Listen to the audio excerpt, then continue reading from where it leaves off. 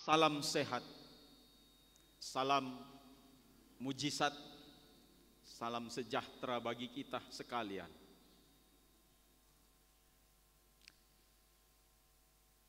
Kita sudah banyak menyanyikan lagu-lagu dalam rangka persiapan untuk berada pada satu tempat yang agung mulia.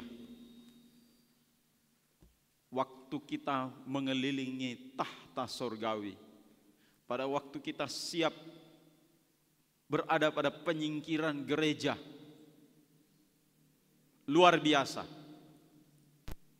Tapi pertanyaannya kali ini, apakah satu saat nanti dalam situasi itu kita berada di tempat itu, atau ada di tempat yang lain, atau pada masa penyingkiran gereja Tuhan, di mana antikristus akan mengambil alih kepemimpinan dunia dan berkuasa untuk mengendalikan seluruh dunia ini. Dan pada saat yang sama, gereja Tuhan disingkirkan. Tapi pertanyaannya adalah, apakah kita salah satu orang yang sedang menyanyi saat ini juga akan sampai pada tempat-tempat yang agung mulia dalam penyingkiran itu? Pertanyaan itu dijawab oleh masing-masing kita pada kesempatan ini dan kita mendengarkan firman Tuhan. Saudara sekalian, apa tolok ukur untuk mencapai kedewasaan? Sebab penyingkiran gereja Tuhan adalah digambarkan dalam Wahyu pasal yang ke-12, mereka yang berada pada posisi gereja sempurna pada saat penyingkiran gereja Tuhan. Nah, ini orang-orang atau gereja yang disingkirkan. Jadi standarnya sudah dewasa seperti Wahyu pasal 12 ayat 1 dan ayat selanjutnya. Untuk menuju kedewasaan rohani, maka kita harus perlu tahu bahwa kita harus bertumbuh, tidak hanya berada pada titik kelahiran yang kemudian dari waktu ke waktu menjadi bayi rohani, menjadi anak-anak kecil rohani, menjadi kekanak-kanakan rohani. Sehingga ini bukan merupakan standar untuk penyingkiran gereja. Standar penyingkiran gereja adalah mereka yang sudah dewasa rohaninya. Jadi kita butuh pertumbuhan rohani di sini.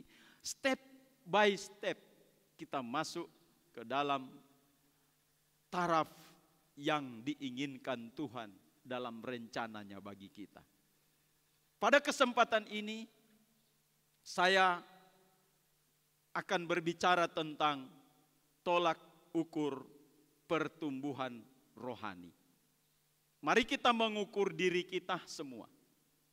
Apakah kita bertumbuh atau tidak?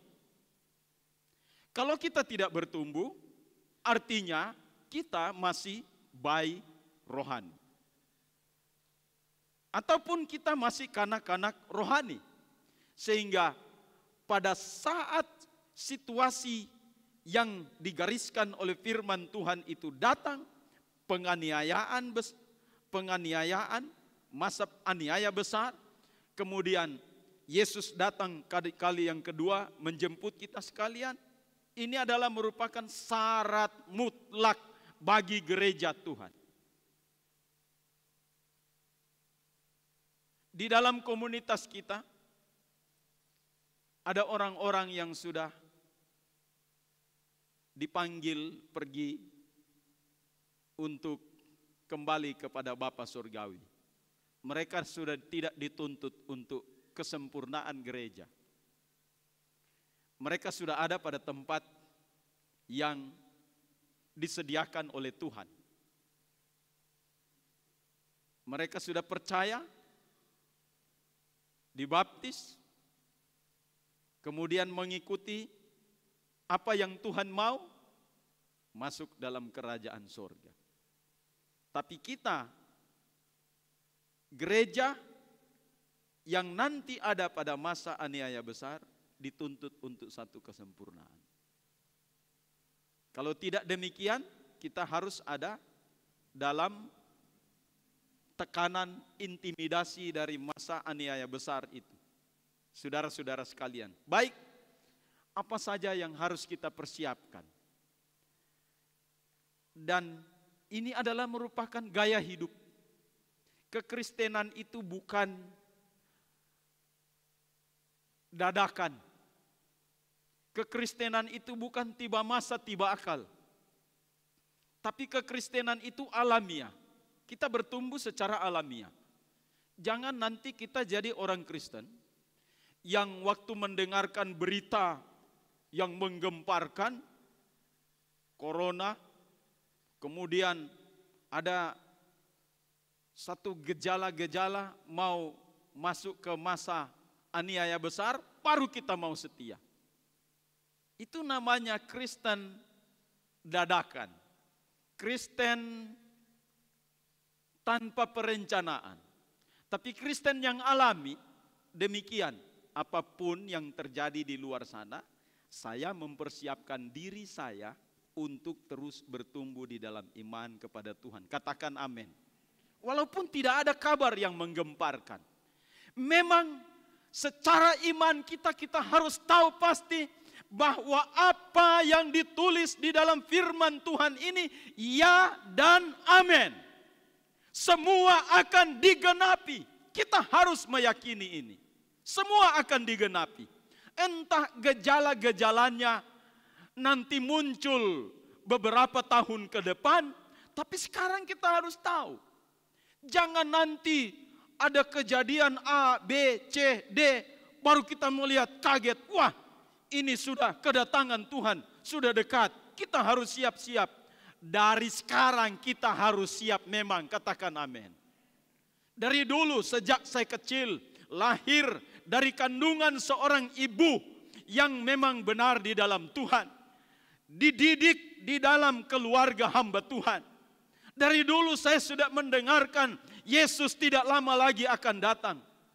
Apakah ini merupakan alasan bagi kita untuk kita mau beralih pada satu keyakinan yang lain serta berkata, dari dulu saya kecil juga saya mendengarkan berita ini, tapi kok tidak datang-datang? Persoalannya bukan di sini. Persoalannya adalah sejak kita lahir baru, siapkan diri kita untuk masuk ke tanah perjanjian. Katakan amin. Tanpa melihat, wah ini kejadian A, B, dan C. Sekarang waktunya. Kita harus siap sedia. Waktu ada kabar-kabar yang menggemparkan, maupun ada kabar-kabar yang tidak menggemparkan, terus kita konsisten berada di dalam pertumbuhan iman kepada Tuhan. Mari kita mengukur diri kita sendiri. Baik, pembacaan pertama terambil di dalam 2 Korintus pasal yang ke-5 ayat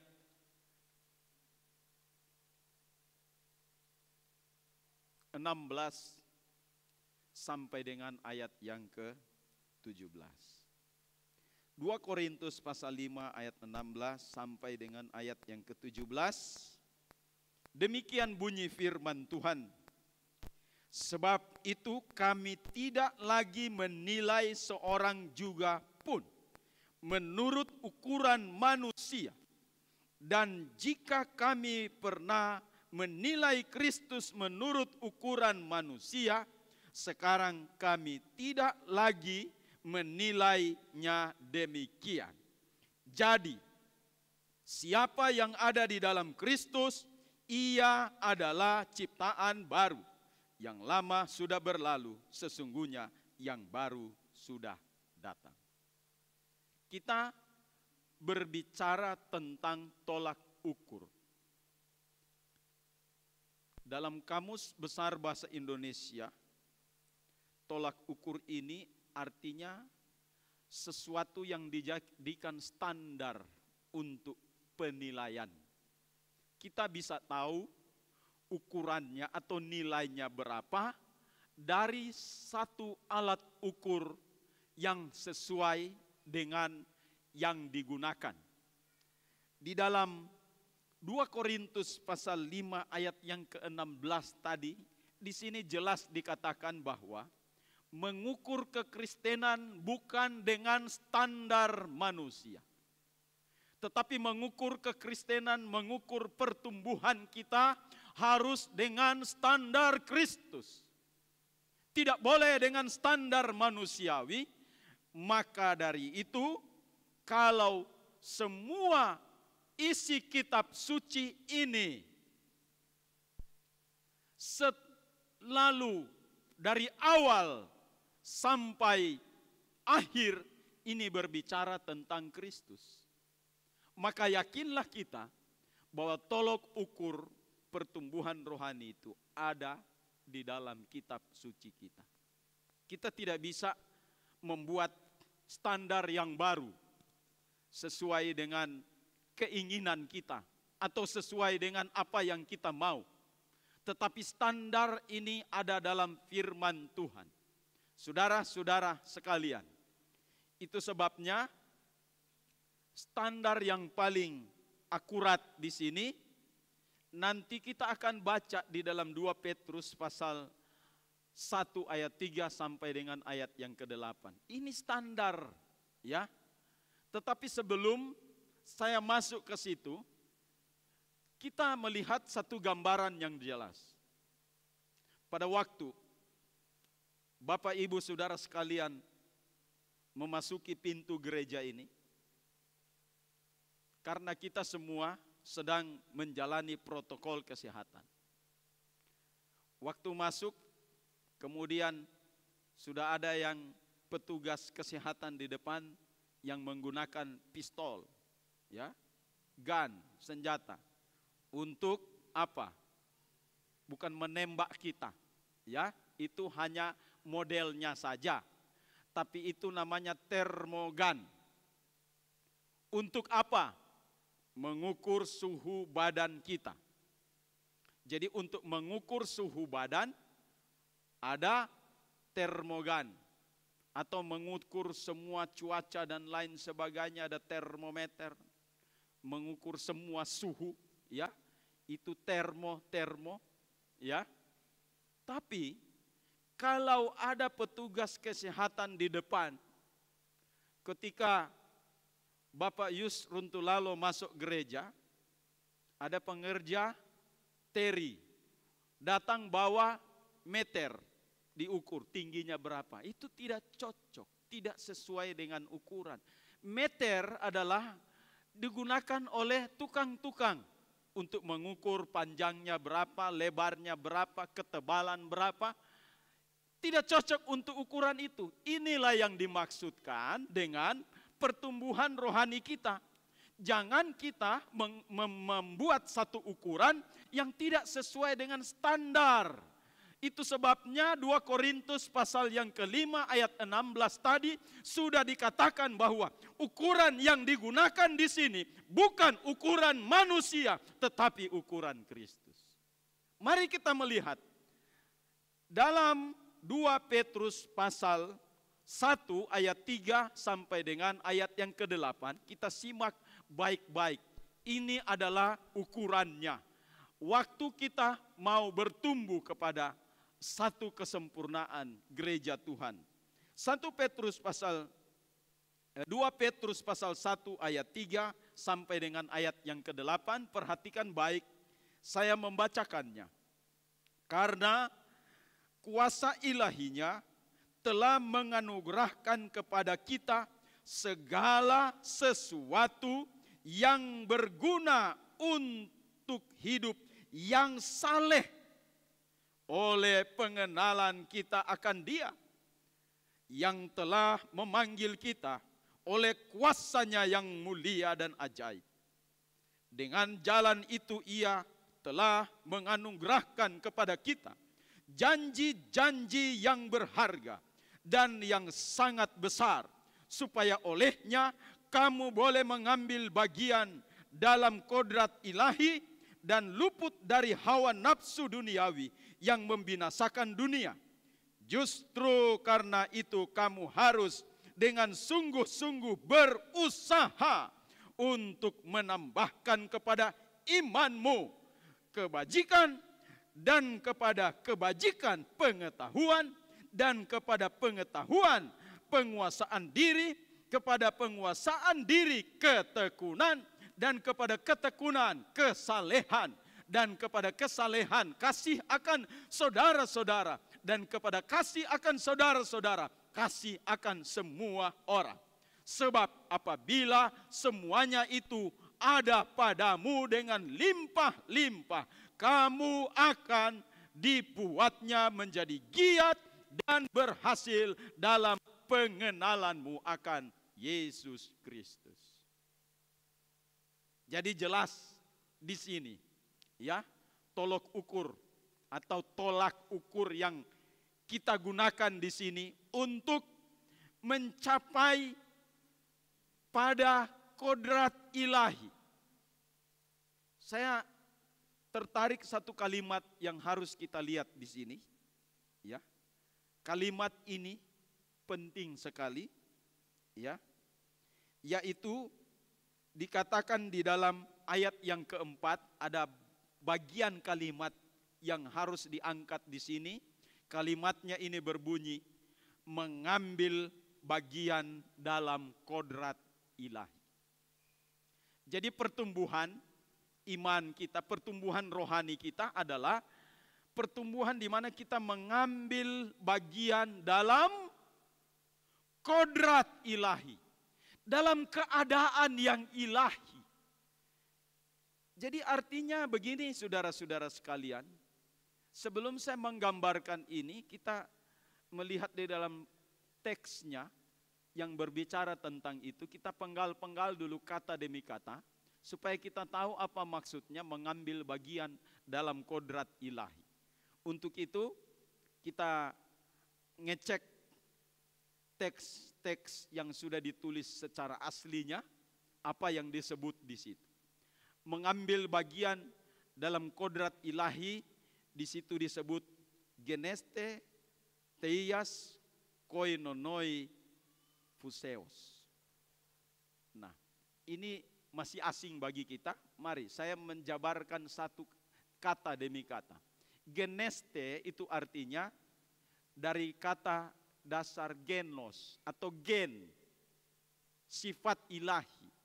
Juga dalam pelajaran yang lalu kita sudah dengar artinya adalah lahir. Jadi lahir dari sifat ayah, di mana benih itu masuk ke dalam kandungan ibu, itu namanya gen. Ya, sifat-sifat keturunan dari ayah. Kenapa kemudian di dalam terjemahan bahasa Indonesia kita diterjemahkan mengambil bagian? Kita harus tahu. Jadi ini adalah merupakan satu perumpamaan ketika seorang yang terlahir dari keluarga itu, begitu dia lahir dari kandungan ibu, maka secara otomatis ia sudah mengambil bagian di dalam keluarga itu. Kapan saya dikatakan dapat disebut bagian dari keluarga besar Lassa? Pada waktu saya lahir di dalam keluarga ini. Artinya kita ambil bagian di dalam keluarga ini. Jadi lahir. Jadi pada saat kelahiran itu, maka muncullah sifat-sifat dari keluarga besar itu akan terus dibawa sampai kepada pertumbuhan ini. Itu yang dibilang mengambil bagian. Kata yang kedua adalah teias. Teias itu kita sudah tahu dari kata theos atau Allah. Jadi teias itu diartikan yang ilahi.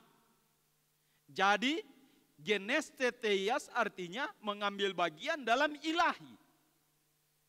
Mengambil bagian dalam sesuatu yang ilahi. Nah, ditambah lagi ada kata lagi namanya koinonoi. Koinonoi itu dalam dasarnya koinonia, artinya persekutuan.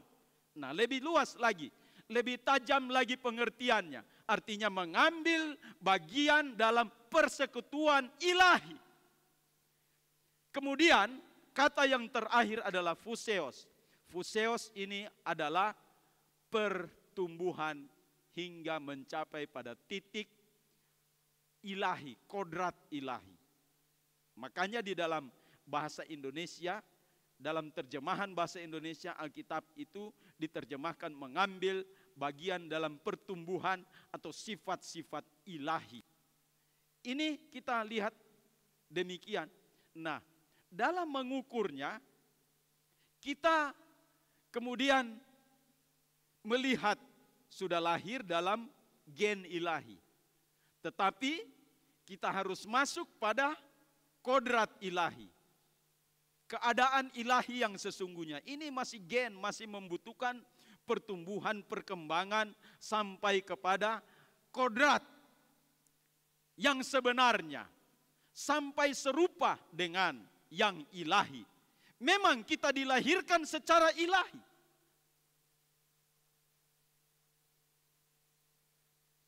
Kita mengingat Yohanes pasal 3, itu pelajaran di awal yang lalu, ayat 3 dan ayat yang ke-5. Jika seseorang tidak dilahirkan kembali, ia tidak dapat melihat kerajaan Allah. Kemudian ayat yang ke-5, jika seseorang tidak dilahirkan kembali, ia tidak. Nah, jika seseorang tidak dilahirkan dari air dan roh. Ya, yang pertama, jika tidak dilahirkan kembali, ia tidak dapat melihat kerajaan Allah. Yang kedua, jika tidak dilahirkan dari air dan roh, ia tidak dapat melihat kerajaan Allah.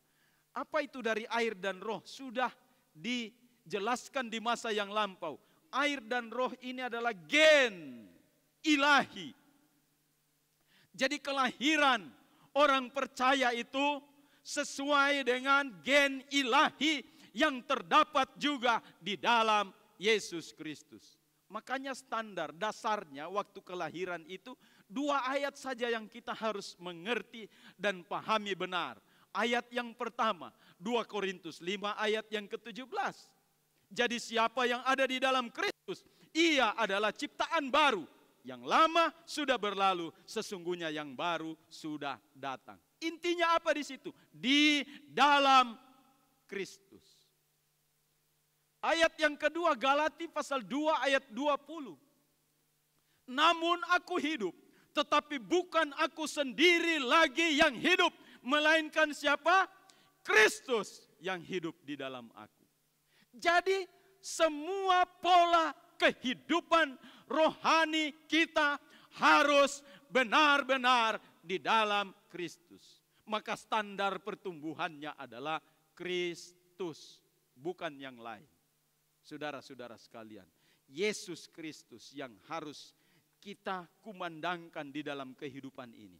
Kemudian kita terus berjalan dalam ayat 5 sampai dengan ayat yang ke-7, kita periksa. Inilah yang akan membawa kita pada satu pertumbuhan mencapai pada kodrat ilahi yang sebenarnya. Kita sudah dewasa pada tahap yang terakhir. Tapi dalam gambaran ini saya mau memberikan gambaran seperti dari titik awal untuk masuk ke titik akhir. Di sini kita harus ada anak tangga untuk mencapai titik akhir. Dan ingat saudara-saudara sekalian, anak tangga ini adalah tempat untuk berpijak. Dan tangga pertumbuhan rohani yang kita bangun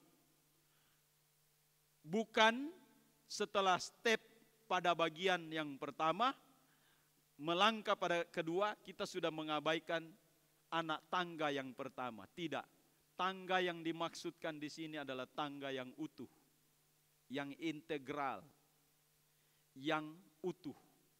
Makanya kalau kita mendengarkan kata integritas, selalu dipertanyakan apa arti dari integritas. Kembali saja di dalam arti secara hurufiah.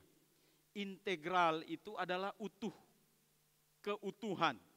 Artinya segala sesuatu penerapan di dalam kehidupan kita tidak boleh satu poin pun yang terlewatkan, utuh. Demikian juga tangga yang dimaksudkan di sini. Jadi tangga 1, 2, 3, 4, pada waktu kita sudah ada pada tangga yang ketujuh, tangga yang satu kita buang. Ini adalah tangga yang tidak terintegral, tidak utuh.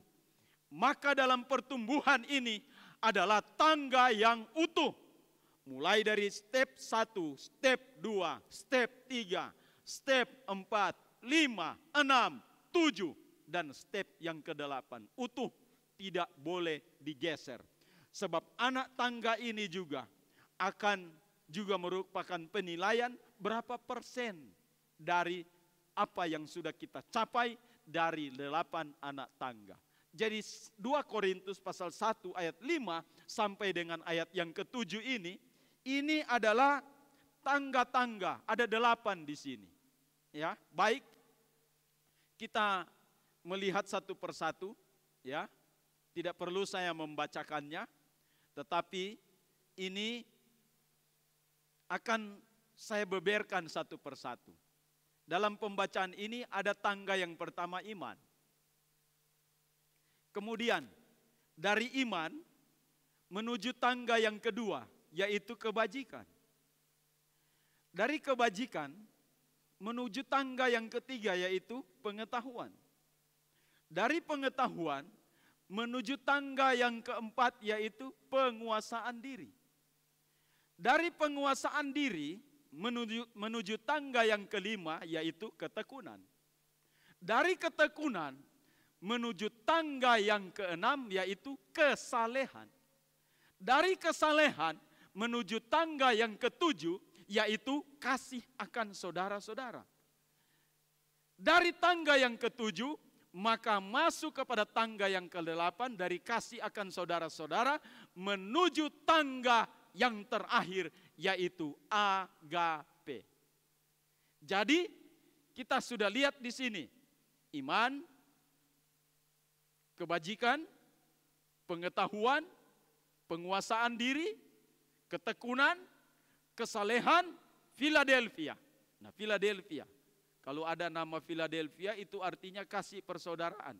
Dan yang terakhir adalah agape. Ini standar yang dijadikan ukuran. Kalau 8 anak tangga ini sudah ada pada kita, maka yakinlah engkau sedang bertumbuh untuk menuju kodrat ilahi. Katakan amin. Tapi kalau salah satunya masih bolong, belum terintegral, berarti tidak ada integritas dalam pertumbuhan kekristenan di sini. Mari kita cek semua. Untuk tahun depan kita akan melihat, membahasnya satu persatu dengan apa yang sudah disampaikan ini. Untuk secara detail 8 ini tidak cukup untuk hari ini kita bahas. Tetapi minimal begini. Kalau kita ingin tahu tangga pertama itu iman, apa itu iman? Sebab kalau bicara tentang iman ini masih relatif pengertiannya. Orang di luar Kristus juga mengklaim bahwa dia beriman. Tetapi iman yang dimaksudkan di sini adalah menurut standar yang kita pakai di dalam kitab suci. Apa standarnya? Kalau kita punya definisi iman tersendiri di dalam kekristenan, Ibrani 11 ayat 1, iman adalah dasar dari segala sesuatu yang kita harapkan dan bukti dari segala sesuatu yang belum kita lihat. Artinya apa pengharapan kita? Apa yang belum kita lihat kelak yang akan datang? Sebab Yesus juga pernah berkata, berbahagialah bagi mereka yang tidak melihat namun percaya. Saudara-saudara sekalian, apakah saudara melihat Yesus secara fisik? Apakah saudara melihat bagaimana? Ya, mungkin orang di masa yang lampau saja. Tapi iman kita Dia pernah datang ke dunia ini menyelamatkan manusia, termasuk diri saya diselamatkan. Katakan amin. Itu iman. Bukti dari segala sesuatu yang kita harapkan. Dan segala sesuatu yang kita, ya, dasar dari segala sesuatu yang kita harapkan dan bukti dari segala sesuatu yang tidak kita lihat. Ini iman. Jadi standarnya Galati 2 ayat 20 dan 2 Korintus 5 ayat 17. Itu standar iman yang standar. Kemudian yang kedua, apa standar dari kewajiban kebajikan kekristenan kita? Ya. Kalau kita melihat Mazmur pasal 23 ayat yang ke-6, ini doa, ini pengagungan Daud, kebajikan dan kemurahan selalu mengikuti aku seumur hidupku. Jadi kebajikan itu harus paten menjadi gaya hidup kita. Katakan amin. Kita berbuat baik kepada orang, kebajikan tidak salah. Ya, tidak salah. Ini adalah merupakan keuntungan bagi kehidupan kita karena ini adalah gaya hidup kita. Kemudian yang berikut adalah pengetahuan. Apa standar pengetahuannya di sini? Ya, pengetahuan akan firman Allah. 2 Timotius 3 ayat 16. Segala tulisan yang diilhamkan Allah memang bermanfaat untuk apa? Mengajar, menyatakan yang salah, memperbaiki kelakuan, dan mendidik orang dalam kebenaran. Ini pengetahuan, saudara-saudara sekalian. Makanya Paulus berkata kepada jemaat Filipi, dalam Filipi pasal 1 ayat yang ke-17, aku berdoa kepadamu, supaya Tuhan memberikan roh hikmat dan wahyu untuk mengenal Dia dengan benar. Ini standar pengetahuan yang dimaksudkan di sini. Kemudian penguasaan diri. Dalam terjemahan bahasa Inggris disebut self-control. Kontrol pribadi. Jangan sampai meletup-letup. Penguasaan diri.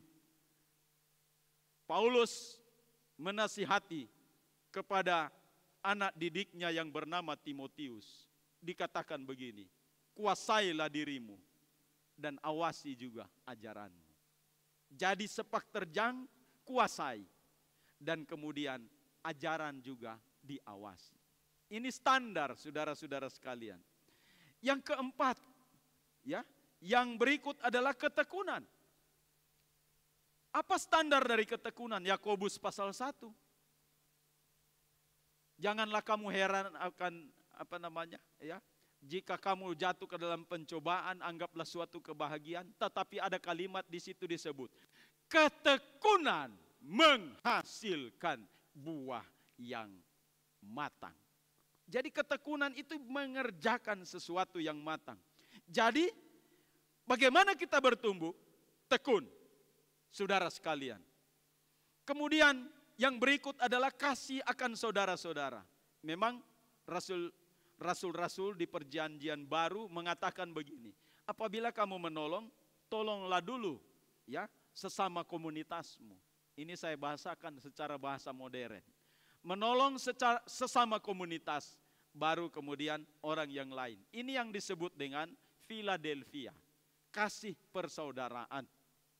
Ya, saudara-saudara sekalian, menolong komunitas sesama di antara kita. Haleluya. Kemudian yang terakhir. Wah, ini yang banyak orang gagal, agape. Apa itu agape? Definisinya mungkin agak sulit didefinisikan, tapi saya mau katakan di sini dengan definisi yang sederhana begini. Agape adalah kasih tanpa batas. The agape is unlimited love. Kasih tanpa batas.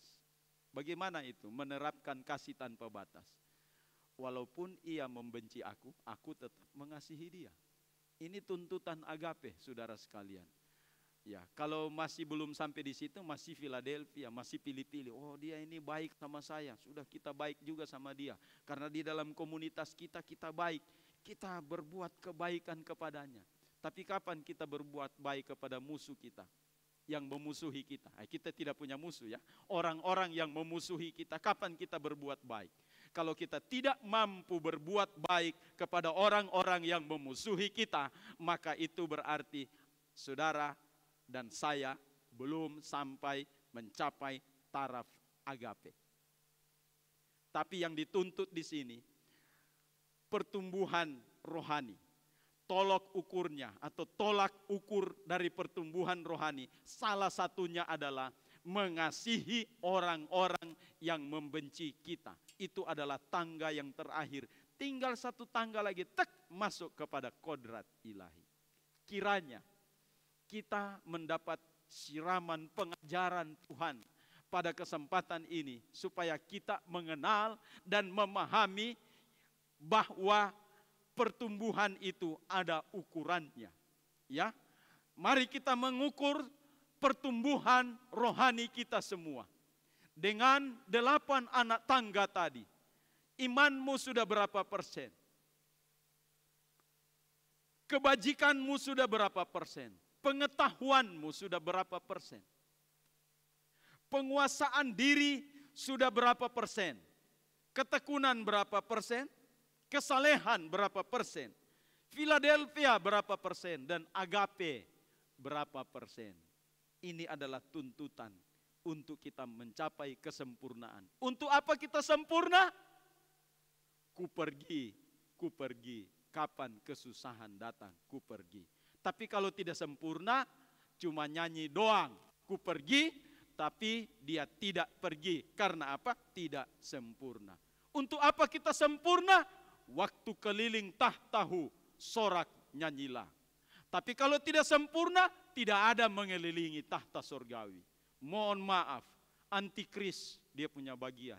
Di situ saudara mempertahankan iman saudara tanpa bantuan Roh Kudus. Selama Roh Kudus belum diangkat dari diri kita, marilah kita semua dipimpin oleh Roh Kudus. Katakan amin. Roh Kudus adalah penolong bagi kita sekalian yang akan membawa kita bertumbuh sampai kita mencapai satu tingkat kedewasaan rohani. Tuhan Yesus memberkati kita sekalian. Kiranya pengajaran firman ini akan membawa kita untuk lebih melangkah di dalam iman kepada Tuhan. Saya tutup dengan ayat terakhir dalam 2 Petrus 1 ayat 8 berkata, sebab apabila semuanya itu ada padamu dengan berlimpah-limpah, kamu akan dibuatnya menjadi giat dan berhasil dalam pengenalanmu akan Yesus Kristus Tuhan kita. Kita bicara tentang Yesus Kristus. All about Jesus. Semua tentang Yesus. Haleluya.